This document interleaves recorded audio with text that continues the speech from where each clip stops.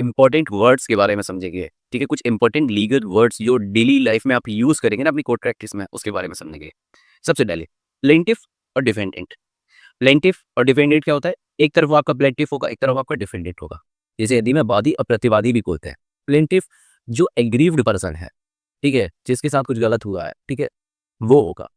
Defendant जिसने गलत किया है, जिसके खिलाफ जो प्लेंटिफ है वो केस कर रहा है, वो, ठीक है, वो डिफेंडेंट होगा, जो उस चीज को डिफेंड करेगा। ठीक है, समझ में आया प्लेंटिफ और डिफेंडेंट में फर्क? अब हम समझते हैं कंप्लेनेंट और एक्यूज्ड। वही सेम चीज प्लेंटिफ और डिफेंडेंट वाली, बस यहाँ पे क्या है, प्लेंटिफ और डिफेंडेंट जो वर्ड्स हम यूज करते हैं सिविल केसेस में, और क्रिमिनल केसेस में हम यही इसकी जगह यूज करेंगे कंप्लेनेंट और एक्यूज्ड।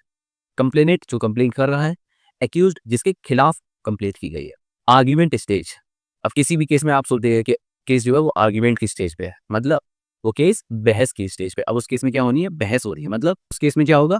एग्जामिनेशन चीफ होगा, क्रॉस एग्जामिनेशन होगा और री एग्जामिनेशन होगा। ठीक है, अब उस केस में आपको समझ जाना है कि क्या होने वाली है, बहस होने वाली है। जो दोनों पार्टीज है वो अपने अपने पॉइंट्स रखेंगे। ठीक है, ठीक है। एविडेंस स्टेज पे अगर कोई फाइल है या फिर कोई केस है जो कि आपका एविडेंस स्टेज पे, तो अब वहां पे क्या करना है, आपको एविडेंस पेश की जाएगी उस केस में। ठीक है, अगर आप अपनी प्रैक्टिस के दौरान कभी सुनते हैं कि एविडेंस स्टेज पे है वो केस, तो उस केस में क्या होने वाले हैं? एविडेंस पेश की जाएगी। ठीक है, समन इशू।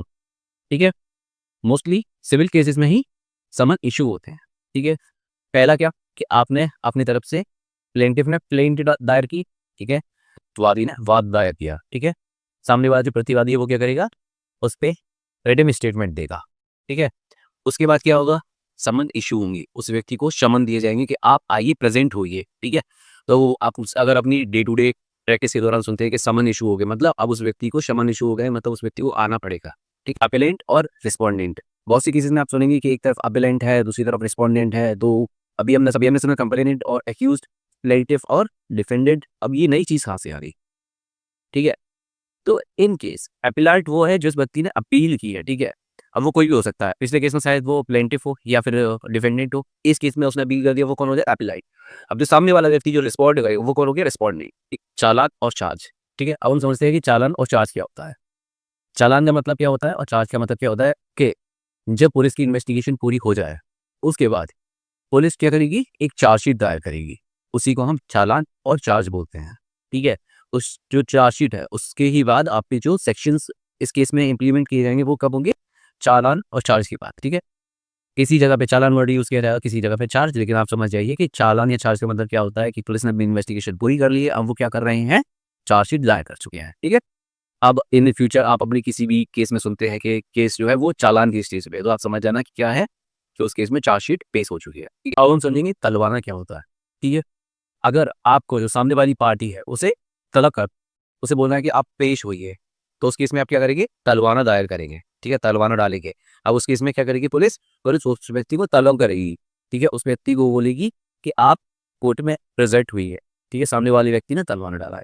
ठीक है, में 5 रुपये की टिकट लगती है। ठीक है, हाजिरी माफी। तो अब हम समझते हैं हाजिरी माफी क्या होता है। ठीक है, एग्जेम्पशन फ्रॉम अपीयरेंस। ठीक है, एग्जेम्पशन फ्रॉम अपीयरेंस क्या होता है? तो एग्जेम्पशन फ्रॉम अपीयरेंस होता है कि इन केस जो क्लाइंट है वो आने की हालत में नहीं है किसी केस में। ठीक है, एक्यूज्ड हो, ठीक है, या फिर कंप्लेनेंट हो, दोनों ही केस में आप हाजिरी माफी लगा सकते हैं। जो आपका क्लाइंट है वो आने की हालत में नहीं है, वो क्या चाहता है? एग्जेम्पशन चाहता है अपीयरेंस से। ठीक है, उस केस में आप क्या डालेंगे?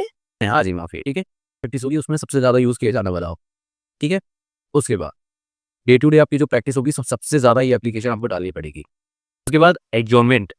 एडजॉर्नमेंट क्या होता है? हम ये समझते हैं एडजॉर्नमेंट क्या होता है। देखिए, अगर आपके जो वकील साहब हैं, जो आपके सीनियर हैं या फिर जो उस केस में रिप्रेजेंट कर रहे हैं उस क्लाइंट को, अगर वो प्रेजेंट नहीं है तो उस केस में आप क्या करेंगे? एडजॉर्नमेंट की एप्लीकेशन डालेंगे। ठीक है, जिससे आपके उस केस में एडजॉर्नमेंट मिल जाएगा कि एक दूसरी तारीख मिल जाएगी कि अभी इस तारीख को हमारे जो एडवोकेट जो हमें रिप्रेजेंट कर रहे हैं वो पेश होने के लिए अवेलेबल नहीं है। ठीक है।